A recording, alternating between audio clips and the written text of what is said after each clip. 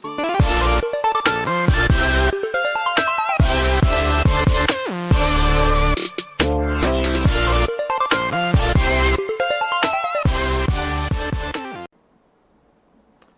tout le monde! Donc, je vous disais que j'allais faire une vidéo sur le vacuum. La voici, la voilà. Premièrement, qu'est-ce que le vacuum? Ça peut être vu comme une pause, mais c'est aussi un exercice. Donc, en tant que pause, il y a Arnold ici qui la faisait très bien. Il y a Frank Zane aussi. Ça, on parle de la Golden Era, donc on parle des années 70-80. Plus récemment, Chris Bumstead, un Canadien de niveau Olympia, 2 années de suite, deuxième en classique physique, qui le fait très bien. Et puis, même au niveau bodybuilding, donc la grosse catégorie de 212 livres et plus à l'Olympia, ça redevient populaire. Les fans aiment ça. Les fans veulent de moins en moins voir des gars trop gros et surtout avec les estomacs distancés, si on veut, là, disproportionnés.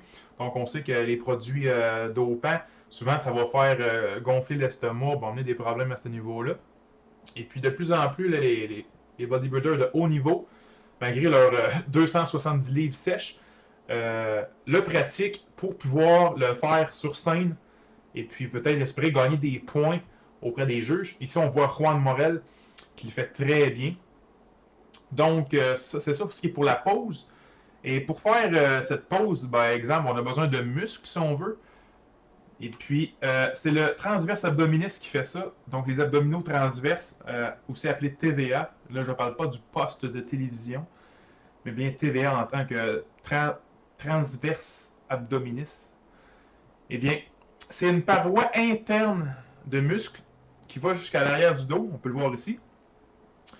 Et sur le côté, c'est la grosse partie vraiment rouge foncé ici.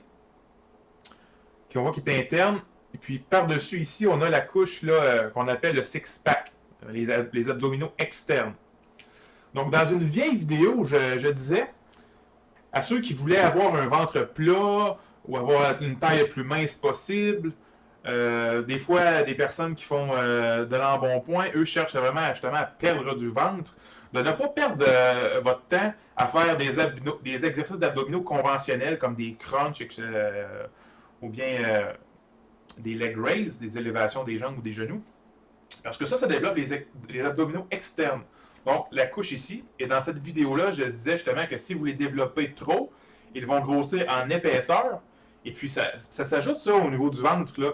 Donc, et après ça, la moindre couche de graisse qui va par-dessus ça, bien ça fait comme si vous aviez plus de ventre que vous en avez, ou de gras que vous en avez réellement. Donc, pour les femmes qui peut-être ne veulent pas justement avoir d'abdominaux apparaissants, faites juste pas d'abdominaux.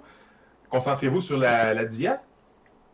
Et puis, sinon, par contre, justement, pour amincir la taille, je disais justement de ne pas faire d'abdominaux parce qu'on ne peut pas cibler l'endroit d'où on perd du gras.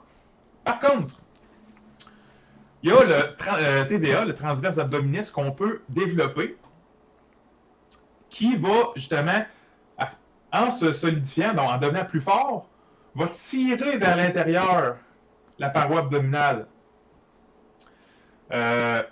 Aussi, le transverse abdominis sert à faire une sorte de une ceinture. Donc, un peu comme quand quelqu'un porte une ceinture pour aller au gym, soulever des poids, c'est qu'on crée une pression au niveau du tronc. Eh bien, quand on a le transverse abdominis développé et qu'on sait s'en servir, c'est qu'on est capable de créer, nous autres, même volontairement aussi, une pression au niveau du tronc qui va stabiliser la colonne et empêcher des blessures au niveau du dos, par exemple. Donc, un exercice de niveau débutant, pour développer le transverse abdominis, il y a la planche. Donc, c'est un très bon début. Et je vous conseillerais, on va dire, avant d'essayer de vouloir faire un vacuum, d'être capable de faire la planche pendant au moins 1 minute et demie. Parce que sinon, d'après moi, vous allez être trop faible, votre vacuum ne va pas être assez fort, puissant, ne va pas durer assez longtemps pour être efficace. Donc, c'est ça.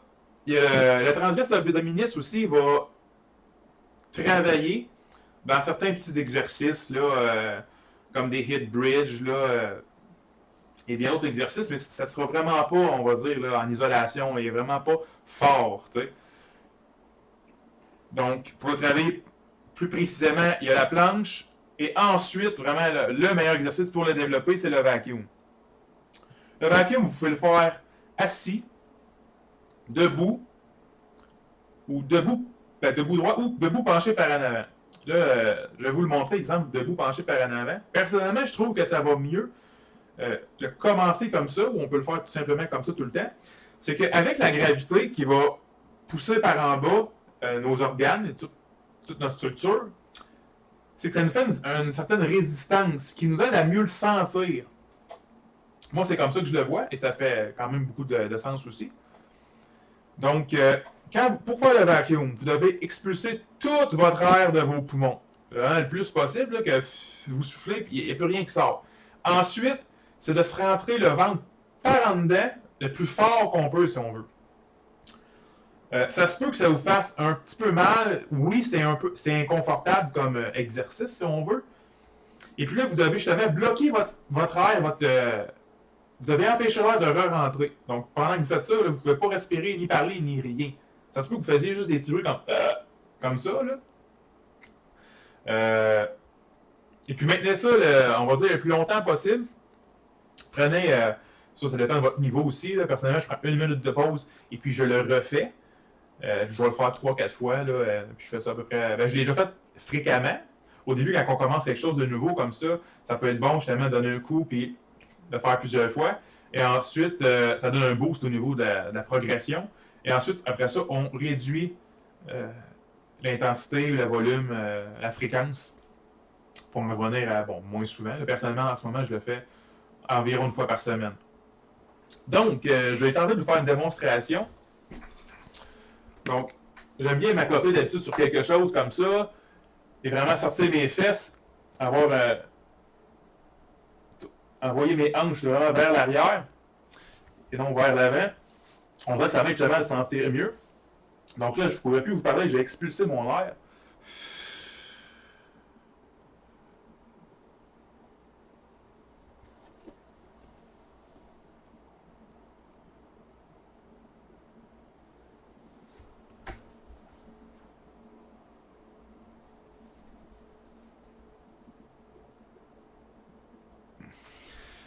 Donc, c'est ça pour la petite démo.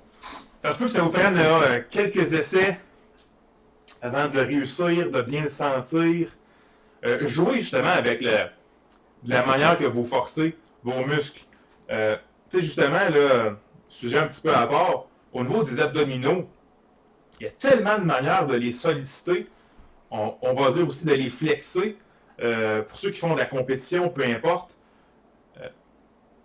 Vous devez faire des tests devant un miroir et varier la manière dont vous contractez vos abdominaux. Jouez aussi avec l'air que vous avez en dedans de vous. Avez-vous peu d'air dans votre corps ou vous en avez beaucoup? Poussez-vous vers l'extérieur, poussez-vous de manière à être plat, poussez-vous de manière en rentrant un tout petit peu le ventre vers l'intérieur. Ça va jouer sur la manière dont ressortent vos abdominaux, dont l'aspect de votre taille aussi. Donc, un petit bémol là, à part là, pour ceux qui peuvent faire de la compétition. Donc, si jamais vous avez des questions, en fait, gênez-vous pas. Je vais tenter de faire ce cours et finir ça ici. Je crois que j'ai fait sommairement le tour.